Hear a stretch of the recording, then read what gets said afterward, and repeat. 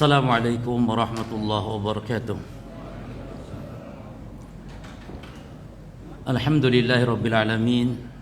Wassallallahu wasallam wa baraka ala nabiyyina Muhammadin wa ala alihi wa ashabihi wattabi'in wa man tabi'ahum bi ihsanin ila yaumiddin wa sallama tasliman katsira, amma ba'd. Para jamaah kaum muslimin wal muslimat rahimani wa rahimakumullah, alhamdulillah di siang hari ini kita bisa melanjutkan setelah sholat zuhur dengan kajian yang semoga ini bagian dari tanda-tanda diterimanya amalan ibadah kita.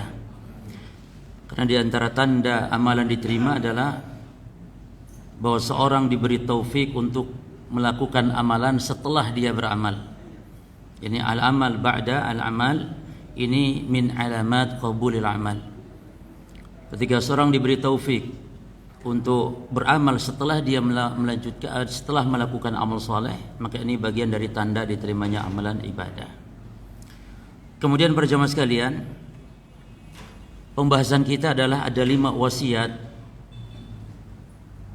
yang diwasiatkan para ulama kita bagi siapapun yang telah dianugerahkan oleh Allah hidayah sunnah. Hidayah sunnah yakni maknanya seorang muslim yang beragama mengikuti sunnahnya Nabi SAW. Karena tidak diragukan lagi bahwa beliau telah menyatakan bahwa di antara umat Islam ini ada yang pemahamannya itu salah, keliru. Jadi menjalankan Islam tidak sesuai petunjuk beliau. Ini harus kita yakini, berita dari Rasulullah SAW. Beliau mengatakan tentang perpecahan umat di akhir zaman. Kata beliau, iftaraqatil yahud ala 71 firqah. Bahwa orang Yahudi ini pengikut Nabi Musa, itu telah berpecah belah di dalam agama mereka kepada 71 golongan. Yakni yang 70 itu keliru, yang satu yang benar mengikuti Nabi Musa alaihi salam. Wabtaraqatin nasara, lalu orang-orang Nasrani pengikut Nabi Isa alaihi salam juga berpecah ila sintain wa sab'ina firqah, kepada 72 golongan. Yang 71 salah, keliru, tersesat, dan yang satunya benar mengikuti Nabi Isa alaihi salam. Lalu beliau pun mengatakan tentang kita umat Islam, wasatabtariku ummati ala berapa? Umat Islam akan berpecah, umatku di sini umat Islam, umatul ijabah. Ini umat Nabi Muhammad itu ada 2. Yang pertama ummatud dakwah, seperti orang-orang Yahudi, orang-orang Nasrani, siapapun dia, orang yang kafir namun hidup di zaman Nabi Muhammad diutus, itu umat Nabi Muhammad juga. Tapi umatud dakwah, ini umat yang terkena kewajiban dakwah Rasulullah SAW. Sebagaimana beliau mengatakan tentang umat Nabi Muhammad itu ada yang ummatud dakwah. Beliau mengatakan, la yasma'u bi ahadun min hadhil ummah yahudiyyun wala nasraniyun. Tidaklah ada yang mendengar tentang aku dari umat ini. Nabi menyebut umat, siapapun dia, baik Yahudi ataupun Nasrani. Berarti Yahudi, Nasrani, umat Nabi Muhammad yang hidup di zaman beliau, yakni ketika mendengar dakwah beliau. Lalu kata Nabi, summa yamut wa lam yu'min billadzi ursiltu bihi illa kana min ashabin nar. Lalu dia mati dalam keadaan tidak mau beriman, mati dalam keadaan tidak mau beriman terhadap apa yang aku bawa, yang Rasul bawa, maka dia menjadi penghuni neraka, min ashabin nar. Syahidnya atau segi penjelasan dari hadis ini adalah bahwa Rasul SAW menyebut Yahudi Nasrani umatnya. Tapi umat apa maksudnya jemaah? Ummatul dakwah. Adapun orang yang beriman kepada beliau, itu namanya umat al-ijabah, seperti kita yang sudah beriman, walhamdulillah, hidayah dari Allah Subhanahu wa taala, umat al-ijabah. Nah, Nabi menyebut tadi Yahudi, umat dakwah Yahudi, Nasrani, Lalu beliau menyebut tentang umat beliau yang telah beriman, wasataftariqu ummati ala kam berjamaah? Salasa wa sab'in firqah. Kalau umat Islam 73 golongan. Yang 72-nya dalam hadis lain disebutkan terancam neraka, tidak harus kafir, tidak harus kekal di neraka, tapi terancam. Ini ada di atas kesesatan, penyimpangan dalam beragama. Sebagaimana dalam hadis yang lain kata Nabi, kulluha finnar, ya, semuanya di dalam neraka. Maknanya bukan diponis kekal mati kafir, tidak itu makna hadis. Tapi ada penyimpangan. Sejauh mana dosa, sejauh mana azab tersebut tergantung penyimpangannya. Lalu Nabi memberikan pengecualian. Kata Nabi, ketika ditanya siapa yang selamat itu wahai Rasulullah di antara umat ini, maka beliau mengatakan makana alaihi ana wa ashabi. Itu siapa yang berjalan di atas jalanku, dan bukan hanya jalanku tapi jalannya para sahabatku. Maka para jemaah sekalian, tolak ukur kebenaran seorang muslim dan beragama adalah ketika beragama mengikuti metode para sahabat Rasulullah SAW. Karena kalau bukan mereka, siapa lagi para jemaah? Mereka lah yang mengambil ilmu langsung dari Rasulullah SAW. Mereka lah yang menyampaikan agama kepada kita. Makanya cara menghancurkan Islam cukup celak saja sahabat Rasulullah, selesai. Rusak agama ini. Kalau sahabat sudah dikafirkan, sahabat sudah dianggap tercela, sudah berarti nggak ada lagi agama Islam di muka bumi ini. Karena yang menukil agama dari Rasulullah kepada kita adalah para sahabat, para tabi'in, para tabi'in yang Nabi menyebutnya adalah al-qurun al-mufaddalah, generasi yang mulia. Karena beliau mengatakan khairun nasi qarni thumma alladhina yalunahum thumma alladhina yalunahum. Sebaik-baik manusia, ini baik dalam urusan agama, bukan masalah dunia. Sebaik-baik manusia yang dalam beragama adalah generasiku, para sahabat. Satu generasi para sahabat. Tsumma alladziina yalunahum, lalu generasi setelah para sahabat. Siapa maksudnya? Para tabi'in, yang mereka ketemu para sahabat namun tidak ketemu Rasulullah, para tabi'in. Tsumma alladziina yalunahum, lalu generasi setelah para tabi'in, itu yang mengikuti para tabi'in yang tidak ketemu dengan para sahabat, ketemu dengan tabi'in, berguru kepada tabi'in. Itu mereka adalah guru-gurunya para imam-imam, diantaranya imam yang 4. Mereka lah gurunya para tabi'ut tabi'in. Oleh karenanya para jemaah sekalian, tolak ukur kebenaran seorang beragama adalah ketika dia berpegang teguh dengan apa yang dijalani oleh para sahabat Rasulullah. Akidahnya, amalan-amalan ibadahnya, dakwahnya, suluk, akhlaknya. Maka yang mempraktekkan Islam yang benar adalah para sahabat. Maka Rasul pun berwasiat agar berpegang teguh ketika terjadi perpecahan, penyimpangan, perselisihan. Nabi wasiatkan kita untuk ikut mereka berjamaah. Beliau mengatakan, "Wa man ya'ish minkum ba'di fasyara ikhtilafan katsira." Siapa yang hidup sepeninggalku nanti, kata Nabi, pasti akan mendapati perselisihan, perpecahan maknanya. Namun Nabi memberikan solusi, fa'alaikum bisunnati wa sunnatil khulafa ar-rasyidin al-mahdiyyin min ba'di. Namun berpegang teguhlah kalian dengan sunnahku dan sunnahnya para khalifah. Jadi istilah sunnah ini jamaah bukan istilah yang baru. Rasul yang bersabda sunnah, dan arti sunnah yakni petunjuk beliau. Al-hadyu alladhi kana alaihi nabiyyu sallallahu alaihi wasallam wa ashabuhu. Sunnah yakni petunjuk yang Rasul dan para sahabat berada di atas petunjuk tersebut. Itu sunnah. Yang dimaksud kalau bahasa kita kajian sunnah, apalagi istilahnya lagi ada ustadz sunnah, kajian sunnah. Ini maknanya kajian yang di situ dijelaskan tentang bagaimana berpegang teguh dengan para sahabat Rasulullah SAW dalam beragama. Itu yang dimaksud. Dan sunnah itu lambang kebenaran. Di zaman Nabi terjadi para jemaah, ada 2 orang sahabat yang sedang safar. 2 orang sahabat yang hadis diriwayatkan oleh Imam Abu Dawud dari sahabat Abu Sa'id Al-Khudri radhiyallahu anhu. Lalu 2 orang ini di tengah perjalanan dia mendapati waktu salat namun tidak ada air. Maka karena tidak ada air, fatayammama, mereka bertayamum, fasallaya, lalu mereka salat. Tayamum karena nggak ada air, lalu mereka sholat. Ketika selesai sholat para jemaah, selesai sholat mereka mendapati ada air. Ketika selesai sholat dan waktu sholat masih banyak, mereka dapat air. Dan dalam kaidah kalau orang bertayamum ketika ada air maka batal tayamumnya. Dia harus berwudu. Selama tidak ada air walaupun puluhan tahun bahkan sampai 10 tahun misalnya, tetap dia bertayamum. Dan ini kenikmatan. Tayamum ini merupakan kekhususan umat Islam jemaah yang enggak dimiliki oleh umat sebelumnya. Tapi kalau berwudu ini syariat bukan hanya milik kita. Kalau berwudu syariat juga orang-orang sebelum kita berwudu. Makanya ketika Nabi Ibrahim, ya, istrinya Sarah dipanggil oleh raja yang durhaka, ingin berbuat keji, berbuat jahat, itu kan Sarah minta izin dulu.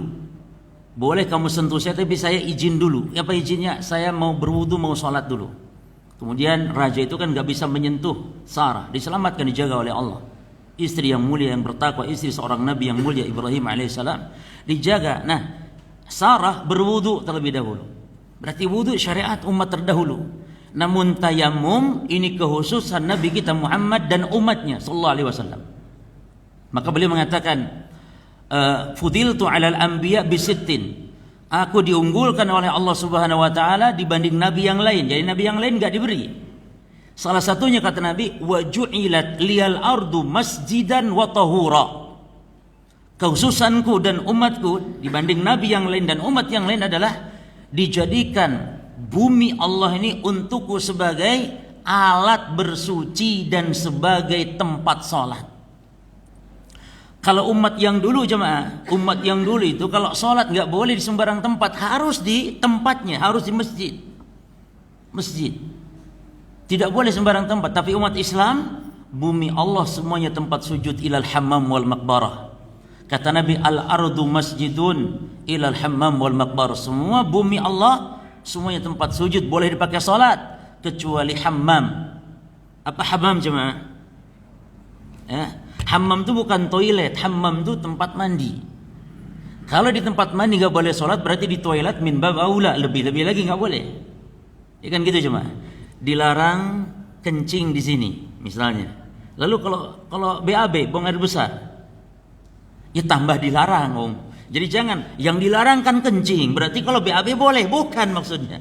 Yang ringan saja nggak boleh, apalagi yang lebih berat, gimana? Allah melarang kita mengatakan kepada orang tua kita uff, wala taqul lahuma uffin, uff. Dalam bahasa Arab, istilah di orang Arab, kalau sesuatu ndak enak itu dia ngomongnya gini, uff, uff. Misalnya, fulan, tolong belikan ini ibumu fulan. Uff, itu. Gitu tuh nggak boleh. Kalau orang Indonesia bukan uff biasanya pak. Itu kan. Nah itu nggak boleh kawan. Lalu jangan sampai ada orang berdalil yang dilarangkan cuman uff. Berarti kalau bentak orang tua boleh, karena yang dilarang kan cuman uff. Oh berarti nampar orang tua boleh, karena yang dilarang cuman uff. Ini kan salah pendalilan seperti ini jemaah. Itu harus dikiaskan dengan kias aulawi namanya. Yani uff saja nggak boleh, apalagi bentak. Bentak saja nggak boleh, apalagi nampar, apalagi bunuh orang tua jemaah. Bahkan ikhwan, Nabi melarang mencaci maki orang tuanya orang lain. Berarti melarang mencaci maki bapaknya orang lain yang nanti anak dia akan caci maki orang tua kita. Ini namanya caci orang tua dengan sebab yakni kita mencela orang lain. Kan Nabi mengatakan la'anallah, Allah melaknat man yasubu abahu. Nabi melarang orang yang mencela bapaknya. Para sahabat tanya, gimana ya Rasul, ada orang mencela bapaknya sendiri, ibunya sendiri dicela? Kata Nabi, dia cela bapaknya orang lain, dia cela ibunya orang lain, sehingga anak-anak mereka mencela kepada orang tuanya dia yang telah mencela tadi, sehingga menjadi penyebab orang mencela kita. Maka dalam Islam juga kan nggak boleh menghina sesembahan orang-orang lain, sesembahan agama lain, Tuhan sembahan agama lain, yang nanti mereka akan menghina Allah Rabb kita. Ya, dalam Islam demikian. Makanya dalam hadis ini menunjukkan sebuah kaidah yang sangat agung, bahwa al-musabbib lahal hukum al-mubashir. Ini penyebab itu memiliki hukum seperti pelaku. Ada orang mungkin tidak main judi, tapi menjadi penyebab orang memfasilitasi orang main judi, maka dosanya yang menjadi fasilitator itu tetap dia mendapatkan dosa seperti penjudi, jemaah. Jadi jangan mengatakan sana bapak saya kan tidak judi, yang judi kan orang. Ya tapi ente beri fasilitas. Maka di sini kaidahnya al-musabib, sang penyebab itulah hukmul mubashir, dia berhukum seperti pelaku. Dalam hal kebaikan atau dalam hal keburukan, jemaah, sama hukumnya. Dalam hal kebaikan, contohnya ada orang tanya, "Pak, di mana masjid?" "Saya mau sholat di masjid." Lalu antum tunjukkan, "Oh Pak, di sini, jalan sini belok kiri, di situ ada masjid besar. Masjid Al-Munawwarah. Belok kiri, nanti di situ ada." Orang sholat di masjid itu, nah yang nunjukin jalan tadi, jemaah, berpahala orang sholat tersebut, mandala alal khairi kafa'ilihi. Siapa yang menunjukkan kebaikan maka dia berpahala seperti pelaku kebaikan. Maka antum jangan bakhil. Kalau ada orang nanya tentang nanya di mana sebuah tempat apa, itu berpahala besar, jemaah. Bahkan kalau bisa antum antar. "Mau kemana Pak?" "Saya mau ke masjid, mau sholat. Saya tidak tahu di mana masjid." "Oh, mari Pak, saya antar Pak." Antar antum langsung ke tempat wudunya, "Nih Pak, wudu di sini, silakan sholat." Berpahala seperti orang yang sholat. Mungkin antum cuma tidur di rumah tapi berpahala orang sholat. Inilah dia keindahan sebuah kaidah tadi, bahwa al-musabib laha hukmu al-mubashir, bahwa sang penyebab memiliki hukum seperti pelaku para jemaah. Ya. Baik, oleh karenanya kita dianjurkan ya untuk selalu berbuat baik, selalu hal-hal yang sepele dianggap kita sepele namun penyebab kebaikan, maka dianjurkan kita untuk mengikuti, untuk melakukannya. Baik. Nah, di dalam hadis tadi menunjukkan kepada kita bahwa umat Islam bukan agama Islam, jemaah. Umat Islam akan berpecah belah pemahamannya, akidahnya yang menjadi pokok-pokok dasar agama. Maka di antara nikmat yang paling agung saat Allah memberikan hidayah berupa pemahaman sunnah. Jadi sunnah itu merupakan hidayah khusus di dalam Islam. Secara umum orang berislam, secara umum, alhamdulillah. Namun ada hidayah di dalam Islam, yaitu as-sunnah. Dari mana kita kok bisa bedakan hidayah tadi dengan as-sunnah tadi? Karena Nabi SAW yang menyebutkan bahwa umat Islam akan ada yang berpecah belah, ada yang menyelisih sunnah Nabi. Dan istilah sunnah tadi disebutkan, ya, Nabi yang menyebutkan istilah sunnah. Ketika dua orang sahabat tadi selesai sholat, berselisih mereka, jemaah. Berselisih, ya. Yang satu memilih mengulang sholatnya dengan alasan karena tadi dia tayamum dan sekarang sudah ada air, sementara waktu sholat masih banyak, maka dia mengulang. Yang satu lagi, jemaah, karena tadi sudah tayamum dan salah sendiri, airnya kan nggak ada tadi, sekarang ada, ya salah sendiri, airnya datang sekarang, tadi kan nggak ada, tadi sudah tayamum, salat ya sudah selesai, dia tidak mengulang, jemaah. Akhirnya mereka berselisih, disampaikanlah kepada Nabi SAW. Lalu Nabi mengatakan kepada orang yang tidak mengulang salatnya, faqala Nabi SAW liman lam yu'idis salah. Nabi bersabda kepada orang yang tidak mengulang salatnya, kata Nabi, perhatikan lafaz Nabi ini, sabda Nabi SAW ini, jemaah. Kata Nabi, asabta sunnah wa aja'atka salatuk. Kata Nabi, salatmu tadi tidak mengulang itu sudah sesuai sunnah. Lafaz sunnah diucapkan oleh Nabi SAW. Yang dimana sunnah di sini petunjuk. Ini kamu sudah sesuai dengan wahyu, sesuai dengan kebenaran, sesuai dengan petunjuk Nabi Muhammad SAW. Wa aja'atka salatuka, dan salatmu tadi cukup, tidak perlu diulang. Bagus kamu, sesuai sunnah. Lalu Nabi mengatakan kepada yang mengulang salatnya, jemaah. Kata Nabi, lakal ajru maratain. Nah, kalau kamu yang mengulang salat, kata Nabi, dapat pahala 2. Kalau kamu yang mengulang salat dapat pahala 2. Kalau ditanya, jemaah, besar mana kira-kira pahalanya?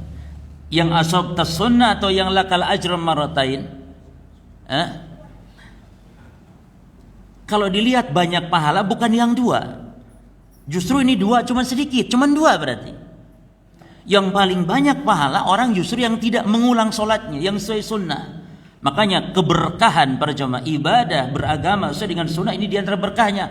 Pahala banyak walaupun amalan sedikit. Amalannya jangan sedikit jemaah. Maka Allah tidak menuntut ya orang berlomba banyak amal namun tidak benar, tapi Allah menuntut amal itu benar sesuai sunnah, mungkin walaupun sedikit tapi berkah. Maka Allah berfirman di dalam Al-Quran tentang manusia diperintah beramal itu yang penting ikhlas, dan yang kedua mutaba'ah, ittiba sesuai dengan sunnah Nabi sallallahu alaihi wasallam. Kata Allah, alladzi khalaqal mauta wal hayata liyabluwakum. Dialah Allah yang telah menguji, yang menciptakan kematian dan kehidupan. Jadi kematian dan kehidupan adalah itu sebagai batu ujian untuk menguji kalian, siapa di antara kalian yang paling ahsan, yang paling baik amalnya, bukan yang paling banyak. Maka di sini ikhwan, bukan berarti kita meremehkan jangan beramal banyak, jangan. Beramalah yang banyak, namun yang paling pokok dasari amal kita sesuai dengan sunnah Nabi, sesuai dengan petunjuk Nabi sallallahu alaihi wasallam. Itu makna amalan sesuai sunnah, yakni amalan yang sesuai dengan petunjuk Nabi sallallahu alaihi wasallam. Dan hidayah di atas sunnah ini hidayah di atas hidayah Islam. Nah, 5 wasiat ini berjemaah ditujukan kepada orang yang sudah mengenal sunnah, sudah Allah beri petunjuk sunnah, sudah mengenal hidayah sunnah. Ada 5 wasiat yang disampaikan para ulama kita. Di antara wasiat itu yang pertama, ihmadillaha ala hadhihi ni'mah washkurhu 'alaiha. Yang pertama, hendaklah memuji Allah, bersyukur kepada Allah atas nikmat hidayah sunnah ini. Karena ini juga pilihan, tidak setiap orang Allah beri petunjuk di atas sunnah. Berapa banyak orang beragama Islam namun bergelimang dengan kesyirikan, dengan kekufuran, dengan kebid'ahan, jauh dari petunjuk Rasulullah SAW.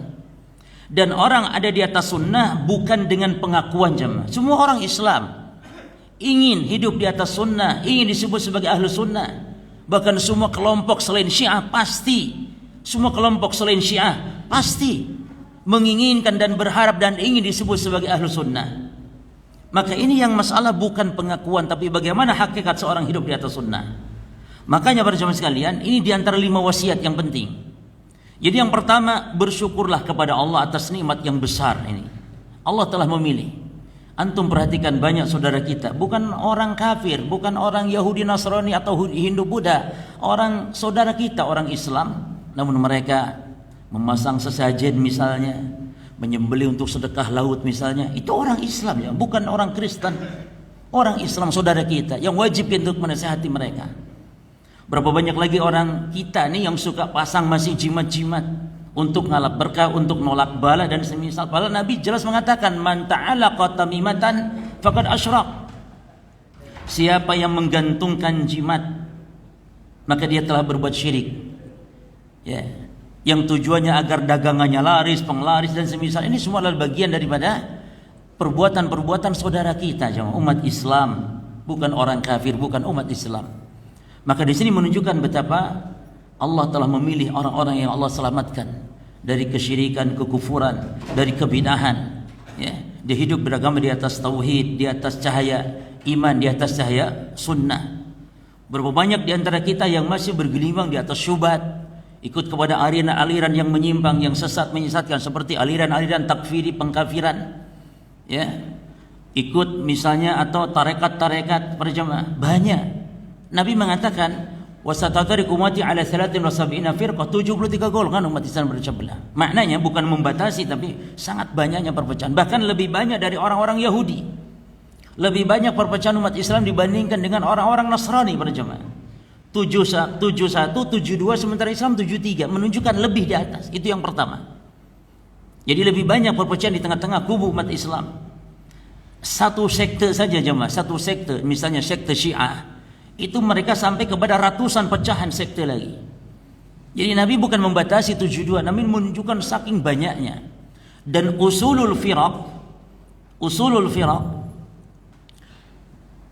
firqah yang asal itu hanya 4 sebenarnya. Nah dari 4 inilah para jemaah bisa sampai ratusan lebih. Usulnya firqah ada 4 disebutkan oleh para ulama. Yang pertama Khawarij, firqah yang sesat yang muncul bibitnya di zaman Rasulullah SAW, yang ketika Nabi membagi rampasan perang waktu perang Hunain, Ali bin Abi Thalib membawa emas sebesar kepala sapi dari negeri Yaman. emas sebesar kepala sapi dari negeri Yaman. Dibawa oleh Ali, dibagikan oleh Rasul SAW. Berapa banyak juga harta ghanimah, ya, rampasan perang, ada unta. Di situ Nabi membagi satu orang, ada yang sampai dikasih 100 ekor unta pada jemaah. Dan ada sahabat-sahabat yang sudah kuat imannya, Nabi enggak memberinya. Jadi di situ menunjukkan keadilan Rasul. Orang yang banyak di perang Hunain itu banyak orang-orang masuk Islam. Maka Nabi ingin melunakkan hati mereka, dikasih harta rampasan ghanimah yang banyak. Sehingga adalah seorang ini bibitnya, seorang Khawarij, bibitnya muncul di zaman Nabi. Dia mengatakan kepada Nabi SAW, dalam lafaz mengatakan ya Muhammad, dalam lafaz lain ya Rasulullah. Kalau lafaz lain mengatakan ya Muhammad, berarti udah tidak sopan dia panggil Nabi dengan ya Muhammad. Ya. Di lafaz yang lain dalam hadis riwayat Abu Daud yang lainnya disebutkan ya Rasulullah. Namun dia mengatakan apa? Ya Rasulullah i'dil. Wahai Rasul, bersikap adilah engkau. yakni membagi harta rampasan, bersikap adilah. yakni Rasul dituduh curang, tidak adil. Ya. Rasul sallallahu alaihi wasallam. Lalu Nabi pun mengatakan waihak. Celaka kamu. Celaka kamu. yakni celaka kamu kalau punya Rasul seperti aku ini yang tidak adil. Man ya'dil illam adil. Kalau aku enggak adil, lalu siapa yang adil, kata Rasulullah. Celaka, maksud celaka kamu itu kamu celaka, rugi kamu sebagai seorang umat yang punya Rasul pengkhianat atau Rasul yang tidak adil seperti aku, kata Rasulullah. Sampai Umar atau Khalid bin Walid jengkel. Da'ani ya Rasulullah adrib unuq hadzal munafiq. Umar atau Khalid, memang dua orang ini aja yang kalau lihat kekufuran tidak tahan dia, gatal tangannya ingin menggal leher aja. Kata Umar atau Khalid bin Walid, ya Rasul izinkan saya tak penggal leher orang munafik ini. Kata Nabi, da'u, biarkan karena nanti muncul dari orang seperti ini kaum. Nah, kaum ini yang disebutkan sifat-sifat orang Khawarij. Orang yang usianya muda, dia membaca Quran tidak sampai tenggorokannya, hudatsaul asnan, usianya muda kata Nabi. Lalu dia membaca Al-Quran, yaqra'una Al-Quran, namun tidak sampai kepada tenggorokan mereka. Lalu Nabi mengatakan sifatnya nih, yamrukuna minad din kama yamruku sahmu minar ramiyah. Mereka keluar melesat dari agama seperti melesatnya anak panah dari busurnya. Inilah orang-orang Khawarij berjamaah. Maka sekte yang pertama kali menyempal dalam Islam adalah sekte Khawarij ini. Dari Khawarij pun berbagai sekte lagi. Di antara sekte Khawarij yang sesat adalah namanya Ibadiyah. Inilah yang dianut oleh Wahabi. Jadi sekte yang paling sesat di antara sekte Khawarij adalah sekte Wahabi, yaitu dinisbatkan kepada Abdurrahman bin Abdul Wahab bin Rustum, itu di abad ketiga. Jadi Wahabi itu ada. Kesesatan Wahabi adalah dia mengkafirkan di luar golongannya. Dan itu adalah sekte Khawarij Ibadiyah. Bukan Syekhul Islam Muhammad bin Abdul Wahab Saudi. Bukan itu yang dimaksud Wahabi oleh para ulama. Sekte Ibadiyah, Khawarij Ibadiyah, ya, yang mengkafirkan, menghalalkan darah, membunuh, haus darah, bisa dikatakan demikian. Adapun Syekhul Islam Muhammad bin Abdul Wahab itu pembaharu Islam yang mendakwahkan tauhid pada saat manusia banyak terjerumus pada kesyirikan, yang mendakwahkan sunnah, yang mengembalikan manusia dari kesyirikan kepada tauhid, yang menerangi negara Saudi Arabia yang awalnya di bawah kekufuran kesyirikan menjadi negara tauhid. Ya, memang dibantu oleh penguasa dakwahnya, jadi sehingga berhasil. Itulah Syekh Muhammad bin Abdul Wahab, bukan Abdurrahman bin Abdul Wahab bin Rustum. Jadi beda gang, beda jalan. Ya, kalau Wahabi yang itu tuh gang nomor 1, ini lain lagi nih Wahabi. Cuman orang awam, musuh-musuh Islam termasuk orang Syiah, itu Wahabi yang sesat itu dinisbatkanlah kepada Wahabi, diistilahkan kepada Syekhul Islam Muhammad bin Abdul Wahab. Nah, oleh karenanya wajib waspada para jemaah, karena istilah Wahabi ini istilah fitnah yang sangat keji. Ya. Wahabi ini fitnah yang sangat keji. Sampai dan di kalangan awam tidak ada yang jelas tentang apa kriteria Wahabi. Di kalangan awam enggak ada yang jelas apa maksud Wahabi. Di kalangan awam pokoknya siapa yang enggak tahlilan pokoknya Wahabi. Loh, yang enggak tahlilan banyak sekali jemaah. Banyak sekali. Yang pokoknya tidak maulid, pokoknya itu Wahabi. Berarti pokoknya selain ajaran tradisional, pokoknya Wahabi berarti semuanya. Ini tidak jelas seperti itu fitnah. Apalagi yang ngebom Wahabi. Ini siapa pula yang ngebom? Yang nendang sesajen Wahabi. Yang kemarin kasusnya nendang sesajen. Pokoknya semua yang bertentangan dengan tradisi itu Wahabi. Itu sementara begitu di kalangan awam. Nah ini para jamaah, bersyukur antum ketika dituduh di antara bagian dari Wahabi, karena orang-orang dari zaman dulu sudah terkenal yang membenci para ulama-ulama ahli sunnah itu diantaranya adalah orang di atas kebenaran. Makanya Syekh atau Al-Imam, bukan Syekh lagi, Al-Imam, ya, Abul Hasan Al-Asy'ari rahimahullah, ketika beliau bertaubat yang beliau ikuti adalah Imam Ahmad bin Hanbal akidahnya. Kenapa? Karena di zaman Imam Ahmad itu lambang, yani orang yang mengikuti ajaran Imam Ahmad itu orang di atas kebenaran berjemaah. Dan Imam Ahmad ini dibenci oleh siapa? Oleh orang-orang yang sesat dari kalangan ahli bidah, seperti orang-orang Mu'tazilah, orang-orang Jahmiyah. Sampai dipenjarakan Imam Ahmad rahimahullah ketika para penguasa Bani Umayyah saat itu dekat dan dikuasai oleh orang-orang Mu'tazilah.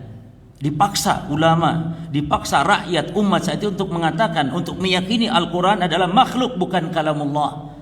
Maka Imam Ahmad bangkit membela akidah sunnah sehingga dikenal beliau sebagai ulama ahli sunnah wal jamaah. Itu muncul penamaan itu karena Imam Ahmad dipenjara dan membela akidah Islamiyah, akidah ahli sunnah wal jamaah.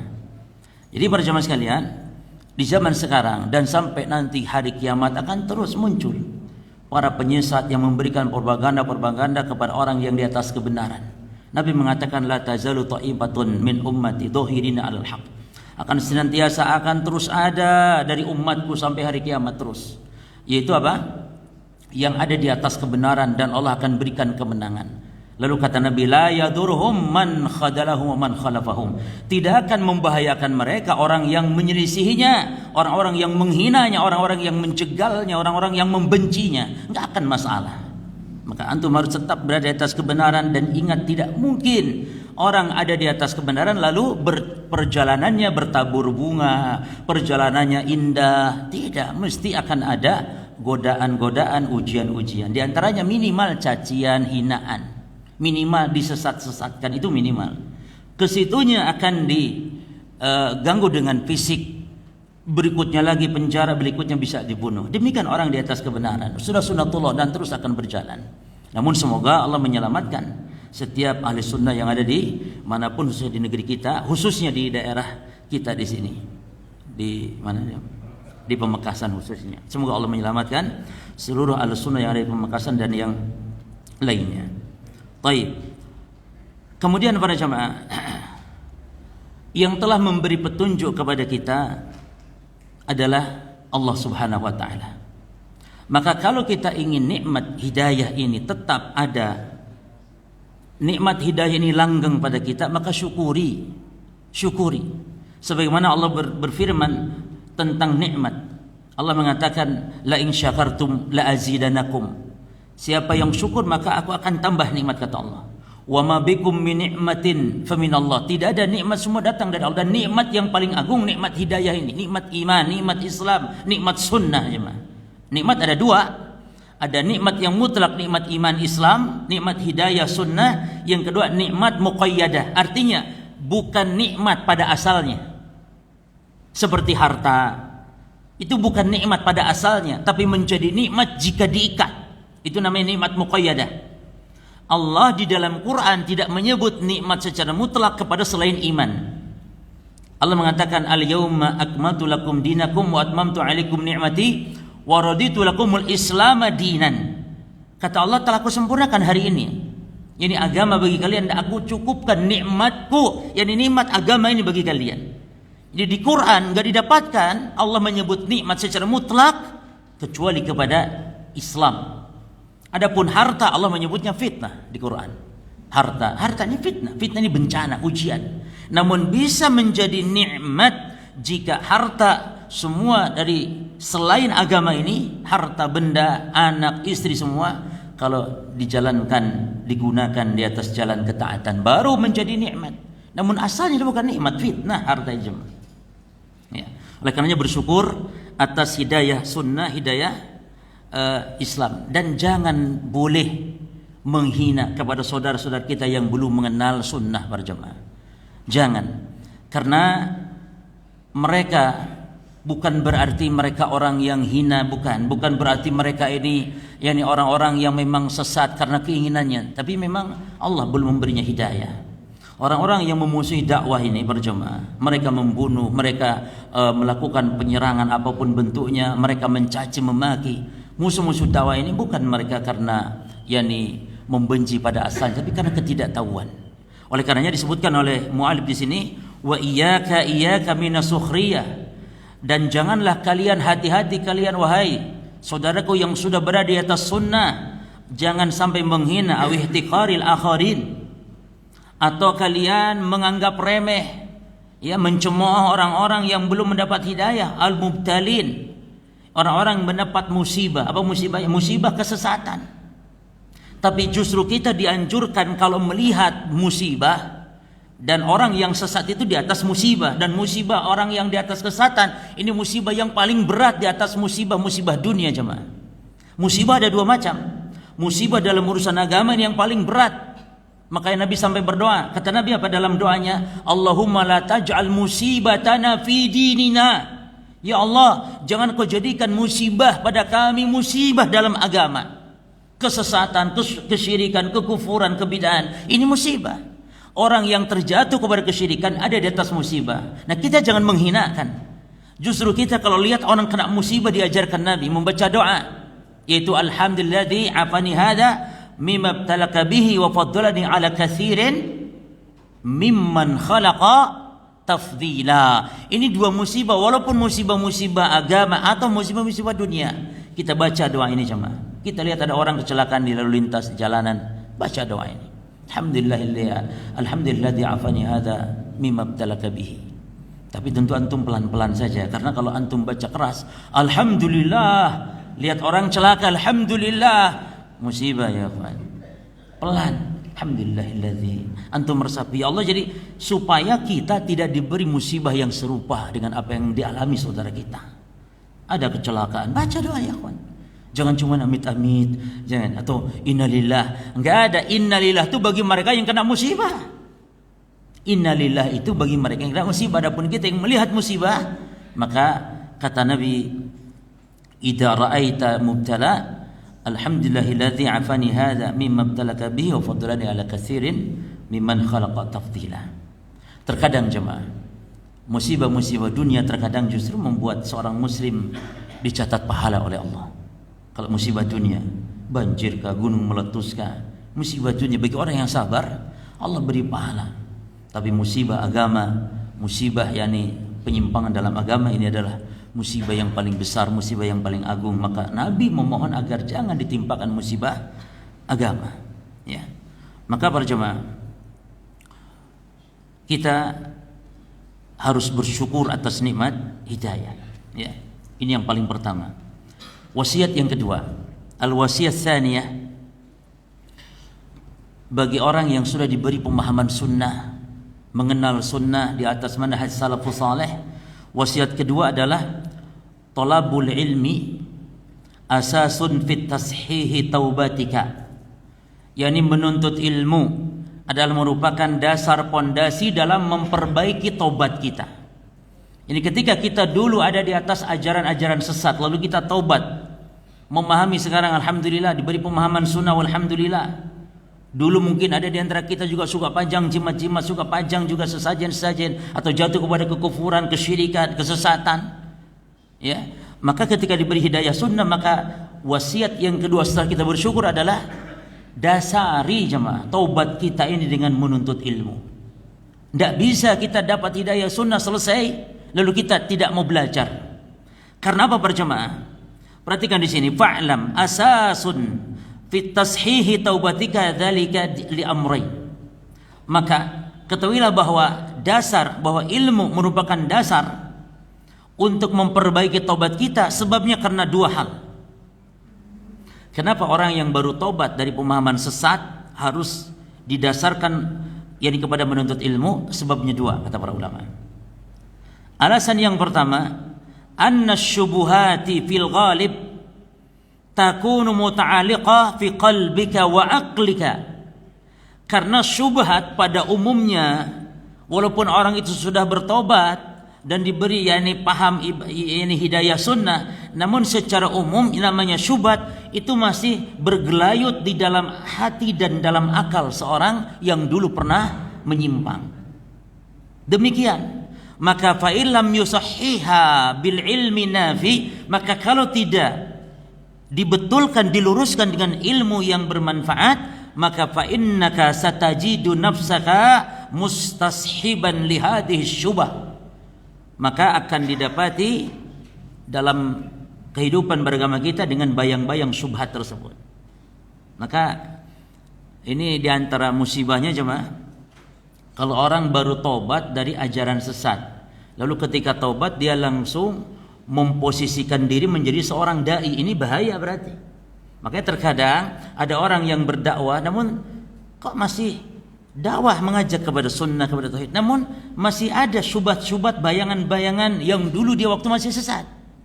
Misalnya mendakwakan tauhid, tidak boleh syirik, tapi ketika ada pemerintah yang begini kebijakannya langsung ngajak demonstrasi. Loh kok bisa? Masa berpemahaman akidah ahli sunnah tapi ngajak demonstrasi, demo ke pemerintah misalnya. Ini berarti ada syubhat di kepala dia. Bisa jadi ini faktor sebelumnya karena dia dulu berkecimpung di dalam politik. Lalu ketika taubat belum mendasari dengan akidah ahli sunnah. Karena para jamaah disepakati dalam akidah ahli sunnah bahwa tidak boleh mencela, mencaci maki pemerintah muslim. Jadi kalau ada orang mengaku dai sunnah, ustadz sunnah, syekh sunnah, tapi mencaci penguasa pemerintah muslim atas kedoliman-kedoliman, berarti dipastikan bermasalah di dalam akidah, dalam manhajnya. Ya, kan itu tolak ukur yang sudah disepakati. Beda dalam hal masalah sifatnya ijtihadiyah. Nah ini diantar sebabnya tadi, dia baru tobat. Memang mungkin saat di aliran sesat dia tokohnya, dia kiainya, dia tokohnya. Begitu paham sunnah, masuk ke sunnah langsung tampil berdakwah. Akhirnya apa? Dakwah tercemar akhirnya jemaah dengan pemahaman lamanya. Harusnya belajar dulu, menuntut ilmu dulu. Walaupun dia dulunya tokoh, walaupun dia dulunya seorang kiai, seorang alim, belajar tentang akidah ahli sunnah, manhaj ahli sunnah wal jamaah, supaya tidak salah ketika dia tampil nanti berdakwah. Taib, kama huwa halu katsirin minan nas alladzina qafazu minat taubati ila da'wah. Sebagaimana ini adalah fakta ya, kebanyakan dari manusia yang dia baru bertobat tapi langsung tampil, langsung meloncat kepada dakwah. Maka fasbahu yunaduna bid-da'wah as-salafiyah lakinnaha mashubatun bisyubuhati ikhwaniyah. Sehingga yang terjadi dia menyeru berdakwah kepada dakwah salafiyah atau dakwah ahli sunnah, namun tercemar dengan syubhat-syubhat ikhwaniyah. Mungkin dulunya dia ikhwanul muslimin, ikut pemahaman sesat, lalu kemudian bertobat langsung tampil dakwah, sehingga tercemar dakwahnya. Seperti tadi jemaah, membolehkan juga demonstrasi ke pemerintah, boleh mencela mencaci pemerintah di mimbar-mimbar dan semisalnya. Maka ini diantara bentuk alasan kenapa orang yang baru tobat harus dasari dengan ilmu. Terus yang kedua jemaah, sebabnya kenapa orang baru tobat harus dasari ilmu. Annahu qad ta'sifu bika syubhatun asifatun fatughayyiru masaraka wa tariqaka fit taubati ila salafiyah. Karena yang kedua, qad ta'sifu bika syubhatun asifah. Karena terkadang syubhat itu mengombang-ambingkan engkau yang bertaubat tadi. Lalu dia merubah arah, ya, merubah arah dalam bertobat tadi, ya, arah kepada penyimpangan. Sehingga akan menjadi bingung akhirnya jemaah. Dia mengenal sunnah namun syubhat dia masih ada, maka tidak bisa dihilangkan kecuali dengan ilmu. Maka ini wasiat yang sangat penting, pelajari, yakni harus dasari belajar. Jadi misalnya ada mu'alaf baru masuk Islam, jangan suruh dakwah jemaah. Mu'alaf, yakni orang Kristen masuk Islam, walaupun dia seorang pendeta, jangan suruh berdakwah, tapi suruh hadir di majelis ilmu, duduk belajar, arahkan bagaimana tadarus, bagaimana tingkatan-tingkatan dalam belajar, apa yang harus dia pelajari. Demikian diarahkan. Bukan seorang mu'alaf disuruh dakwah keliling sana kemari. Akhirnya ngawur. Karena kalau dia berdakwah nanti dia akan berbicara tentang Islam, sementara dia tidak mengenal Islam sedikit pun, sehingga akhirnya merusak Islam, merusak dakwah. Ya, maka banyak para mu'alaf masuk Islam lalu dia menjadi apa? Menjadi khawarij misalnya, gabung dengan kelompok khawarij sehingga mencaci maki pemerintah dan semisalnya. Maka ini diantara bentuk para jamaah. Ya. Kemudian wasiat yang ketiga. Wasiat pertama apa tadi? Syukuri hidayah ini pada Allah. Yang kedua, segera setelah taubat itu dasari dengan ilmu. Yani hadir di majelis ilmu, belajar, dan banyak keutamaan ilmu disebutkan. Jadi belajar, menuntut ilmu. Walaupun dia seorang alim dulunya, seorang tokoh dulunya, seorang pendeta, belajar. Yang ketiga jemaah, al-wasiyah tsalitsah, ibda fi ta'allum usul ahli sunnah wal jamaah. Wasiat yang ketiga, mulailah belajar ilmu agama itu dengan mempelajari prinsip-prinsip ahli sunnah wal jamaah. Kenapa? Supaya dia punya landasan yang kuat. Karena namanya syubhat dari aliran sebelumnya banyak kalau tidak diluruskan yang menjadi pedoman, yaitu usul prinsip-prinsip ahli sunnah wal jamaah. Di situ dijelaskan para jemaah pokok-pokoknya tentang iman, pokok-pokok tentang amar ma'ruf nahi munkar, pokok-pokok tentang masalah dakwah, bagaimana pokok tentang sikap kepada penguasa, bagaimana pokok tentang masalah sikap kepada para sahabat Rasulullah sallallahu alaihi wasallam. Jadi dasari dengan pelajaran ini, itu usul prinsip-prinsip dasar akidah ahli sunnah wal jamaah. Jadi bukan hanya mempelajari tauhid yang tiga, ya uluhiyah, rububiyah, asma wa sifat, bukan, tapi prinsip-prinsip agama yang lain, prinsip-prinsip usul ahli sunnah wal jamaah. Di antaranya kitab-kitab para ulama, Imam Ahmad, Imam Syafi'i, murid-muridnya Imam Al-Muzani, Imam Al-Humaidi, itu punya kitab tentang masalah prinsip-prinsip ahli sunnah, yaitu kitab namanya Usulus Sunnah atau kitab Syarh Sunnah. Itulah yang harus dipelajari oleh setiap muslim ahli sunnah yang baru taubat dari aliran yang sesat. Jadi kadang bingung ilmu apa dulu? Al-jawab, ilmu ini yang dimaksud.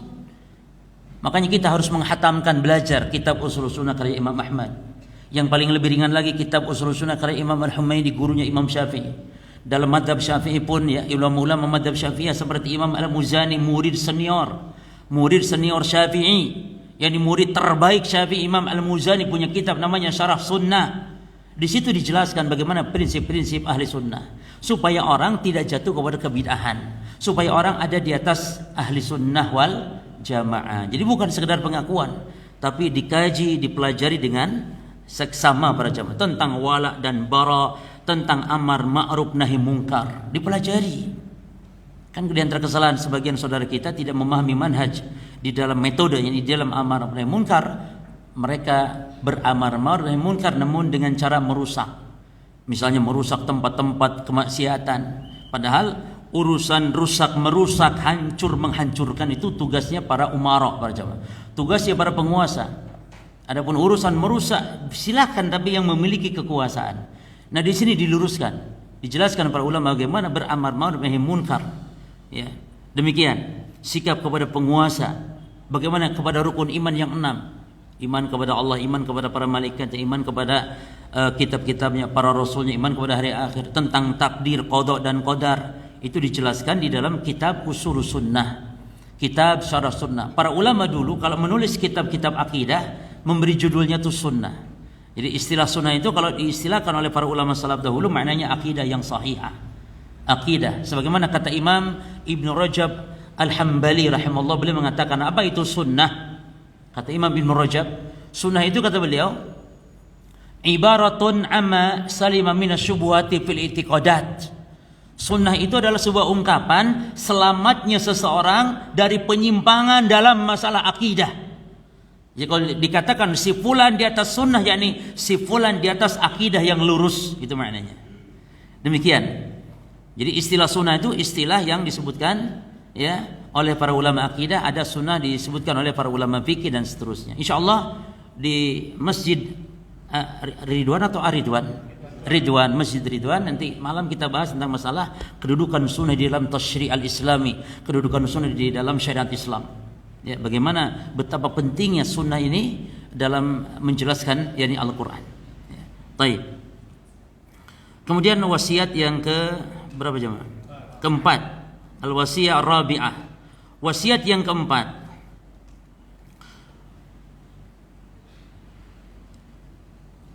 di antara wasiat adalah menuntut ilmu, ya,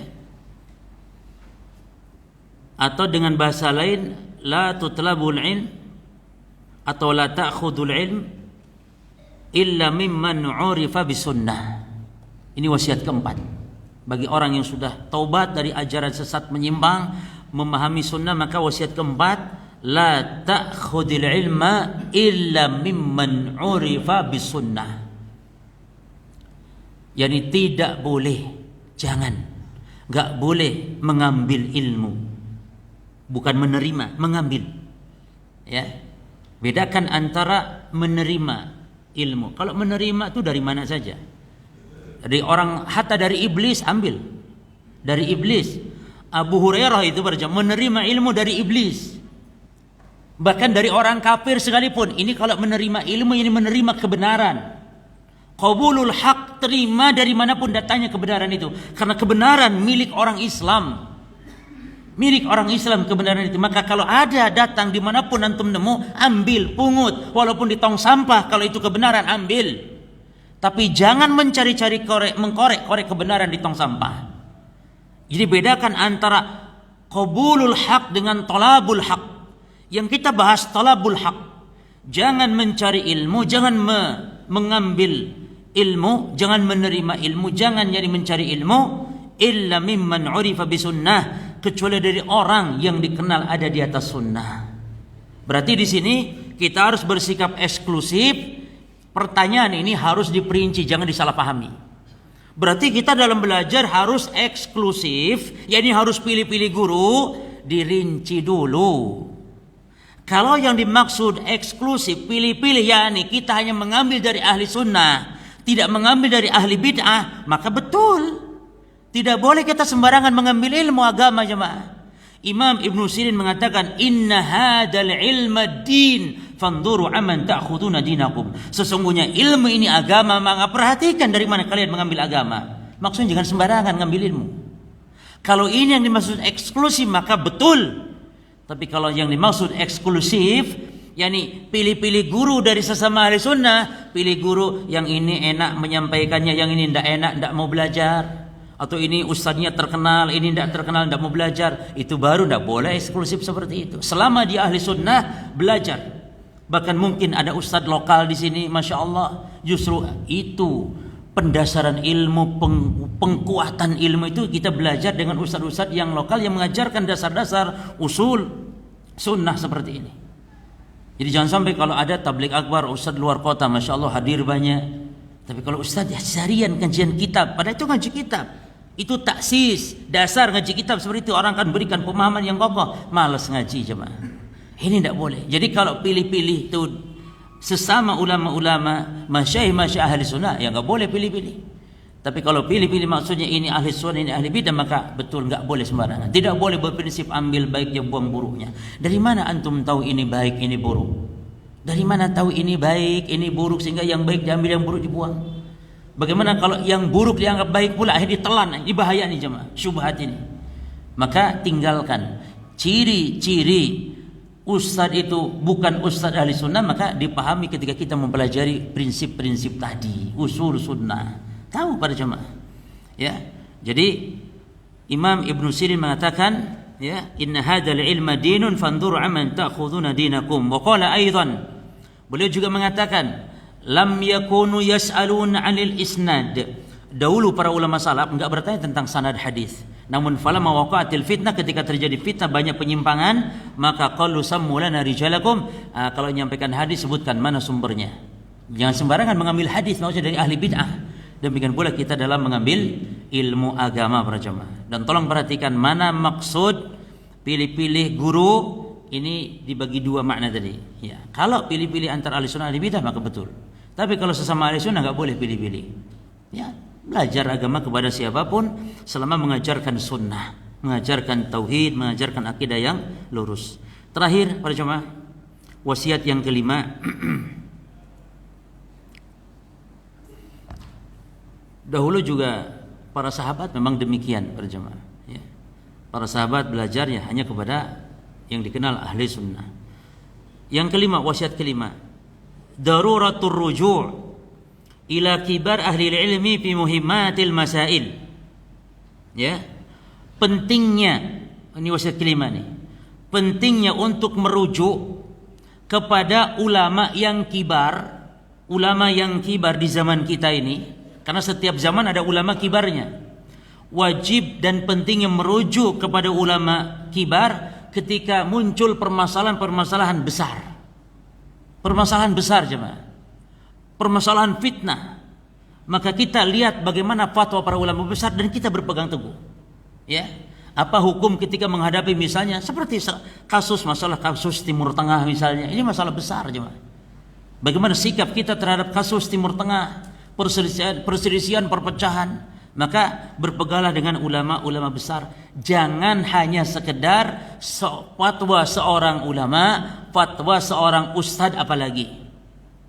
Misalnya kemarin berjemaah. Kemarin kasus tentang masalah munculnya pemberontakan, ya. Bahkan termasuk di kita terjadi, ya, masalah-masalah pemberontakan. Bagaimana lengsernya Pak Harto dulu. Nah, ketika kasus-kasus besar seperti itu tentang bagaimana nasib bangsa ini, maka kita merujuknya bukan fatwa seorang ustadz, bukan, tapi merujuk kepada ulama yang kibar para jemaah. Apa sikap kita seharusnya? Seperti kemarin, ada orang yang mengatakan boleh memberontak kepada penguasa berdasarkan fatwa seorang ulama atau seorang ustadz. Lah ini tidak setiap fatwa harus diikuti para jemaah. Namun mana fatwa dari ulama yang kibar, ulama yang besar sehingga akan berhati-hati dalam berfatwa dasarnya adalah ilmu, dasarnya adalah basirah. Itulah yang disebut dengan ulama ar-rabbaniyun, humul ladzina yarji'un ilaihim min muhimmatil masail, yang kepada mereka dikembalikan masalah-masalah besar, la siyama lati tatarattabu 'alaiha maslahatul ummah islamiyah, lebih-lebih berkaitan tentang kemaslahatan umat yang sifatnya menyeluruh. Demikian para jemaah. Jangan apalagi bersikap sendiri-sendiri, tapi harus merujuk kepada para ulama. Ini diantara poin ya para jemaah yang dianggap penting, singkat memang, karena apalagi ngajinya duhur seperti ini, stamina kurang jemaah kalau duhur begini. Ya campur. Dan memang ini sebenarnya yang sunnah itu kalau duhur begini itu qailulah yang sunnah. Ini tidur siang. Masya Allah, di dalam Islam ada sunnah yang petunjuk Nabi, sunnah-sunnah yang memang enak. Contohnya apa? Tidur siang itu kan enak jemaah. Apalagi sunnah yang enak. Poligami dah enak. Poligami enak apa enggak jemaah? Ya. Jadi ada memang sunnah itu yang enak gitu dijalankan. Ya. Jadi tidur siang nih kalau bisa diusahakan. Demikian kebiasaan para sahabat Rasulullah SAW. Tidur siang, dan tidur siang itu khilaf ulama antara qabla dhuhr dan ba'da dhuhr. Namun pendapat yang rajih adalah ba'da dhuhr. Termasuk godanya para sahabat Rasulullah adalah ba'da dhuhr, ba'da salat al-jum'ah. Mereka makan, mereka tidur siang. Dan ini dalam rangka untuk membantu ketaatan agar malam kita bisa tahajud. Sebagaimana sahur. Jadi tidur siang ini ibarat sahur jemaah. Tidur siang ini ibarat sahur untuk kita sholat malam nantinya. Ya. Jangan tidur siang untuk tidur malam jemaah. Jadi untuk kita sholat tahajud, demikian disyariatkannya tidur siang. Ya, demikian. Ada soal jawab atau enggak? Tafadhol.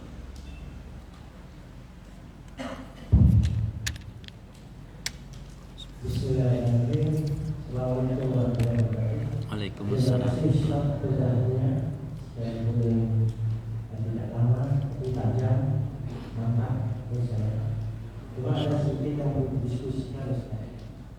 Itu tadi sampaikan adalah 73 golongan. Yang menjadi pokok. Satu di antaranya sunnah. Cuma sekarang sudah mulai dulu ada yang satu sifatnya takfiri. Baiklah, kalau bukan golongannya macam-macam dan sebagainya. Ini langkah daripada pemerintah itu sudah dilaksanakan, tetap ada proses seperti itu. Sekarang biasanya sudah lama untuk memperlakukan. Kalau tidak demikian jadi bahaya. Karena kalau tetap dibeginikan terus, mohon maaf anak cucu kita yang menjadi korban. Memang tidak paham tentang. Sehingga itu bagaimana pandangan daripada usaha. Terus yang pertama, yang kedua sunnah. Tadi sebutkan sunnah dan sebagainya. Memang sunnah itu eksternal. Tapi kadang-kadang nanti tidak ada eksternal, tapi ada dalilnya. Ada seperti itu. Sehingga pemahaman seperti itu yang sunnah itu harus oh ini tidak, oh ini tidak sudah. Ini kan akhirnya menjadi kekecewaan yang di sekitar kita. Itu yang menjadi patokan Ustaz. Karena memang saya paham bahwa kadang-kadang teman-teman itu tahu sedikit bicara banyak. Jadi ilmunya sedikit, mau lagi bicara. Maksud saya pemahaman seperti itu perlu dijelaskan. Karena yang muda-muda ini tahu virus satu dari musuh 100 orang gitu. Itu yang saya maksudkan. Maksud saya dulu begitu. Tapi sekarang sudah mulai berpikir bahwa ternyata sunnah itu eksternal, tapi tidak ada dalil, tapi tidak mengikuti. Dan banyak yang lain seperti itu. Pemahaman seperti itu perlu dijelaskan. Betul. Barakallah. Jangan seperti itu. Barakallah. Yang kedua, yang ketiga. Sudah, 2 aja dulu. Biar tidak selesai. Karena ini menyangkut juga model pengajian seperti ini. Saya menyampaikan bahwa kaitan juga dengan demonstrasi atau durasi. Pemerintah itu mengizinkan dengan undang-undang. Undang boleh itu asal dari izin. Nah, dari sisi ini kan, mohon maaf, apakah negara ini seenaknya, sewenang-wenang kepada rakyat, sehingga rakyat mau dibeginikan. Contoh, ulama dikriminalisasi.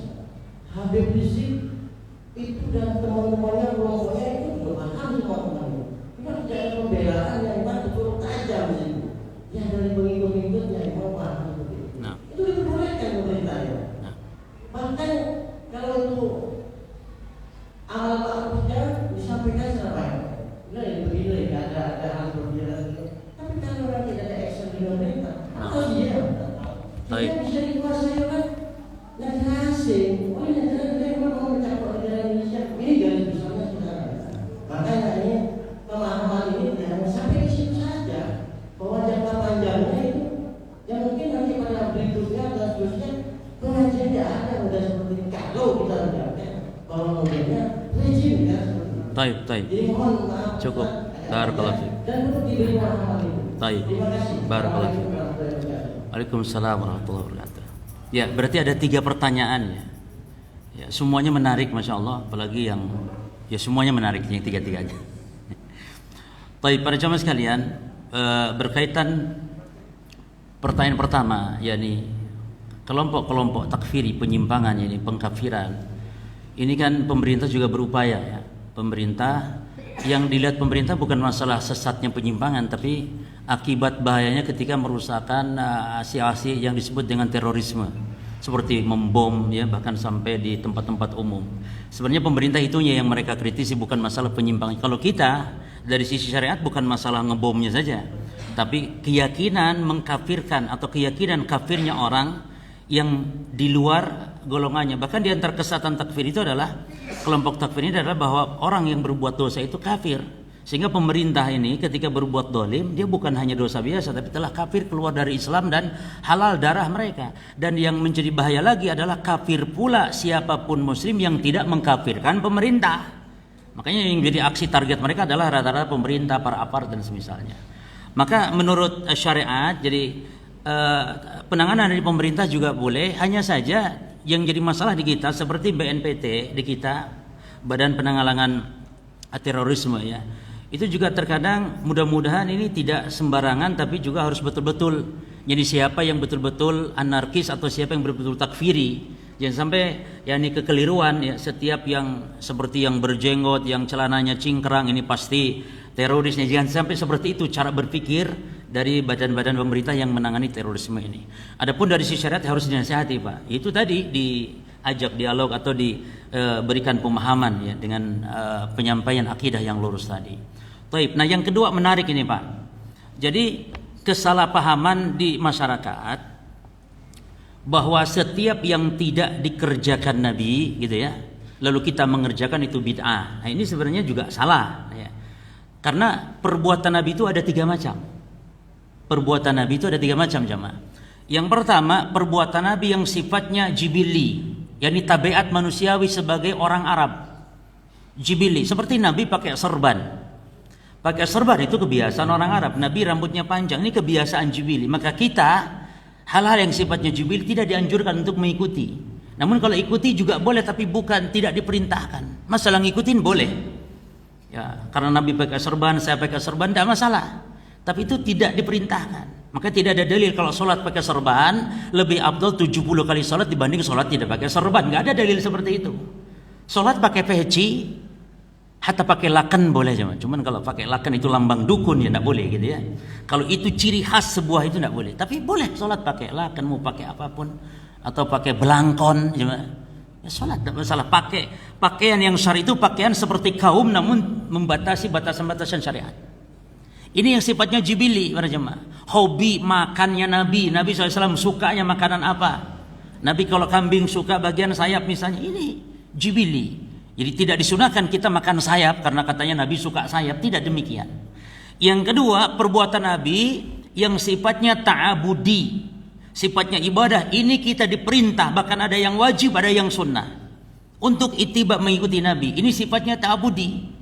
Hatta walaupun cara keduniaan Nabi yang sifatnya jibili, kalau ada perintah maka kita ikuti. Contoh makan tangan kanan, tidur di lambung yang sebelah kanan, ini kan tidur. Tapi ini ada perintahnya khusus, maka masuk bagian kepada ta'abudi yang asalnya jibili, makan tidur itu. Dan yang ketiga, perbuatan Nabi yang kita haram mengikutinya. Perbuatan Nabi yang kita haram mengikutinya, karena ini kekhususan beliau. Seperti nikah lebih dari berapa? Lebih dari 4 orang ya. Ini perbuatan khusus bagi Nabi yang kita haram mengikutinya. Nah sekarang kembali ke pemahaman apa itu sunnah para jemaah. Jadi sunnah itu bukan setiap yang Nabi lakukan itu sunnah, bukan. Tapi sunnah itu adalah setiap juga perbuatan sahabat yang Nabi menyetujuinya, itu juga sunnah. Sunnah takririyah namanya. Jadi sunnah itu jangan hanya perbuatan Nabi, lalu kalau Nabi tidak lakukan bukan sunnah. Contoh misalnya para jamaah, contoh misalnya tentang sholat tahiyatul masjid.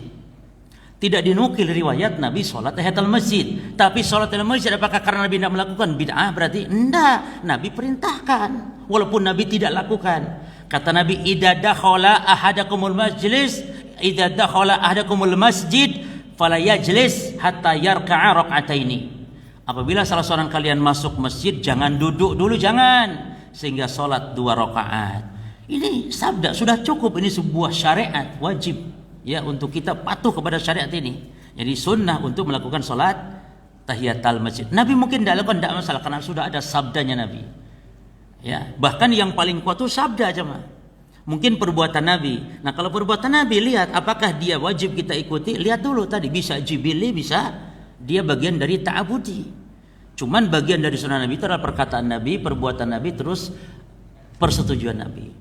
Jadi para sahabat melakukan sesuatu yang Nabi enggak contohkan, Nabi enggak ajarkan, Nabi enggak pernah mengajarkan, tapi sahabat lakukan. Namun di hadapan Nabi melakukannya itu menjadi sebuah peristiwa hukum. Berapa banyak perkara-perkara hukum yang disetujui oleh Allah melalui lisan Nabi Muhammad yang padahal awalnya enggak diajarkan. Ini namanya sunnah jemaah. Tidak boleh ini dijadikan dalil alasan kita sekarang setelah Nabi wafat, kita sekarang membuat hal baru dengan alasan loh Nabi juga membolehkan sahabat berbuat hal baru. Apa bedanya para jemaah? Kalau dulu Nabi membolehkan karena Nabi langsung dapat wahyu dari Allah untuk boleh atau tidak bolehnya. Kalau memang tidak boleh, Nabi akan melarang. Kalau boleh memang Nabi setujui. Dan kita sekarang sudah nggak ada lagi. Waktu sudah habis masanya, nggak boleh lagi kita membuat hal baru dengan alasan karena yang menjamin kita boleh tidak bolehnya siapa? Hal baru yang kita lakukan nggak ada. Nabi telah wafat dan Allah telah sempurnakan agama. Contoh misalnya para sahabat, para jemaah, Nabi bangkit dari ruku, sahabat di belakang membaca Alhamdulillah hamdan katsiran thayyiban mubarakan fihi. Para sahabat di belakang selesai sholat, Nabi tanya manil mutakallim, siapa yang barusan baca itu? Kata Nabi. Nabi tidak ajarkan siapa yang baru baca. Ada sahabat mengatakan ana ya Rasulullah, saya ya Rasulullah. Nah apa kata Nabi? Laqad ra'aitu bid'an wa salasina malakan yabtadiruna ayyuhum yaktubuha awal. Kata Nabi, sungguh aku saksikan 30 lebih malaikat yang berlomba-lomba siapa di antara mereka yang paling dulu untuk mencatatnya pahala kepada Allah. Artinya Nabi setuju. Jadi boleh baca doa tadi karena ini Allah sudah, bukan Nabi, Allah yang setuju. Namun melalui wahyu. Nah, ini berarti ada syariat-syariat yang muncul karena peristiwa perbuatan atau perkataan sahabat. Ini namanya takrir. Nah, sebagian orang yang salah paham boleh berbuat bid'ah dalam agama dengan alasan sahabat pun membuat hal baru lalu Nabi setuju. Iya, Nabi kan ada, lihat nabinya. Bahkan ajibnya sahabat nih jemaah, walaupun Nabi nggak lihat, kalau sahabat buat salah maka Allah akan menegurnya.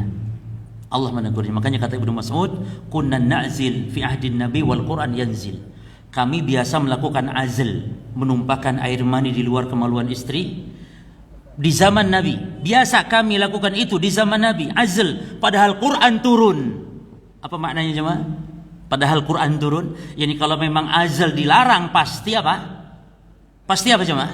Pasti Allah akan melarangnya. Itulah nikmatnya selama Nabi masih hidup, syariat ini masih bisa diotak-atik. Ya, siapa yang otak-atik? Ya Allah yang punya syariat itu sendiri. Ini boleh gak boleh, ini haram, ini. Kalau Nabi telah wafat sudah gak ada lagi. Jelas jemaah. Jadi kesimpulannya, betul setiap yang tidak dilakukan Nabi kalau asal ada dalilnya boleh, itu bukan bid'ah, itu sunnah. Contohnya membukukan Quran. Kan Nabi nggak bukukan Quran, tapi itu ada dalilnya. Apa dalilnya? Nabi perintahkan kita untuk mengikuti para sahabat, diantaranya Abu Bakar Siddiq, dan yang pertama kali membukukan Quran adalah Abu Bakar. Dan Abu Bakar ketika membukukan Quran, para sahabat yang lain diam. Itu namanya ijma, dan ijma sahabat adalah dalil. Berarti membukukan Quran bukan bid'ah, tapi sunnahnya khulafa'ur ar-rasyidin, sunnahnya Abu Bakar, disempurnakan di zaman Utsman, sunnahnya Utsman. Berarti membukukan Quran adalah sunnah, bukan bid'ah.